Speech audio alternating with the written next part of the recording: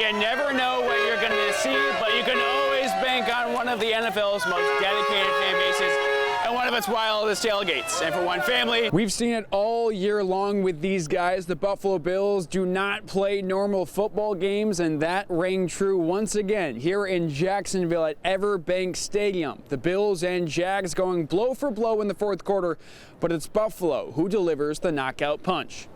Bishop Kearney basketball is back. From 1994 to 2013, they won 13 Section 5 titles, but have been shut out since. But these guys on this court right now really aren't worried about the past, and are more just excited about what's to come this season. On February 26, 2022, the Hobart Statesmen lost at home to Skidmore College, their last loss here in Geneva in nearly 4 years, rattling off 65 straight wins here at the Cooler. And on Saturday, another win snapped a 54-year-old NCAA record. What was this past weekend like for you guys? This past weekend was pretty awesome. All right, so in the shadows of Fenway Park, it is still pretty calm right here on Lansdowne Street. Not too much happening right now. Of course, the game is set to begin at 1 p.m. on Sunday in Foxborough. So these seats at Everbank Stadium in Jacksonville are empty now, but on Sunday afternoon, this section in particular was packed with Bills fans, something that head coach Sean McDermott and the Bills took notice of.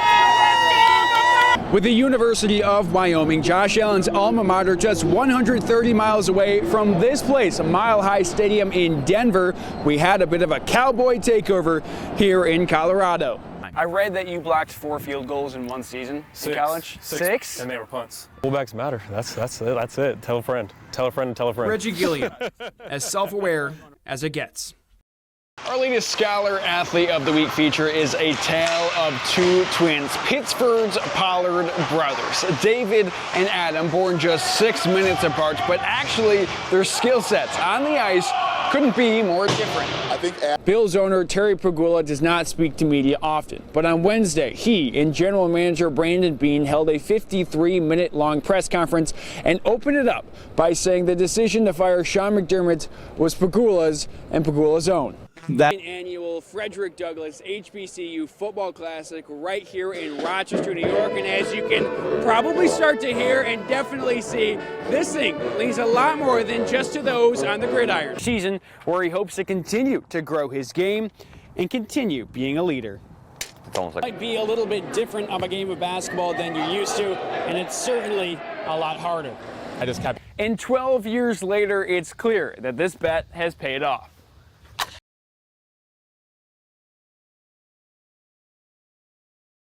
There are a lot of things you can point to for another Bills playoff heartbreaker, but this time it starts with the quarterback, Josh Allen, who simply wasn't good enough in Denver. It's extremely difficult. I feel like I let my teammates down tonight. Josh Allen taking to the podium after another heartbreak and a series of heartbreaking playoff losses. The emotions from him and his teammates say it all. He let us down.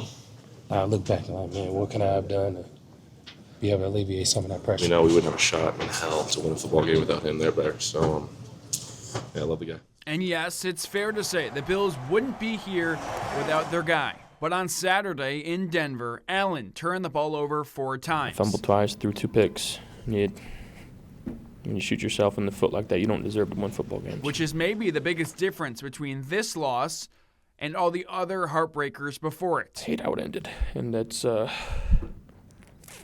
to stick with me for a long time. In the Bills' previous 3 one-score playoff losses, Allen committed 0 turnovers and was what allowed them to be competitive in the first place. This time, he and the Bills had every chance to win it, but just couldn't. If 1 or 2 plays go our way, it's a different story.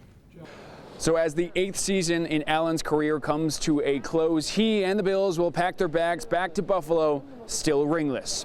Reporting in Denver for News 10 NBC Sports, I'm Ian Mills. Girl, go. In Williamson, on a backyard ice rink, Olympic dreams began. Go, girl. There you go. Coming. Built by Dad Mike Wynn, brothers Casey, Ryan, and Tommy played with their little sister Haley. Come on, Haley, stick with him! That's definitely helped shape me into who I am today, so I wouldn't change it for the world. It was so much fun. Soon it went from fun to just about everything Haley thought about. Just from a very young age, as soon as she could even pick what movies she wanted to watch, I'd put on princess movies and she'd be like, no, I want to watch Miracle.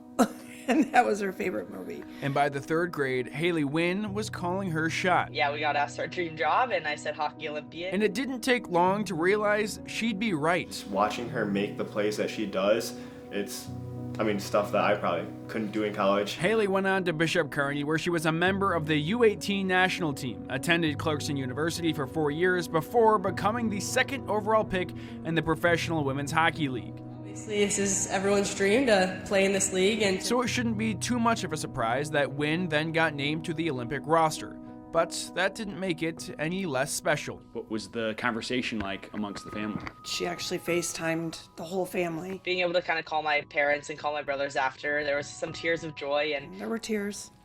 There were tears. From there, Haley's parents joined her in Italy while her brothers made the trip just in time for Team USA's 3rd game. We weren't even sitting with our parents, so we were finding them in the crowd and just waving over to them, trying to celebrate all together. Celebration ensued because Haley had just scored her first Olympic goal in front of her family. And just the look of pure joy on her face, They said, looking at my face, it was the most genuine smile I've had probably ever. I couldn't stop smiling. Team USA went on to one of the most dominant runs in Olympic history, 33 goals to 2, wrapped up with an overtime win in the gold medal game. Winning, yeah, I don't even know the emotions that went through my head. After the shock settled in and the gold medals were handed out, Haley got to see her family once more. She found us in the stands right away and, held up her arms, held up her flag. And she came up to the railing, alongside the rink, and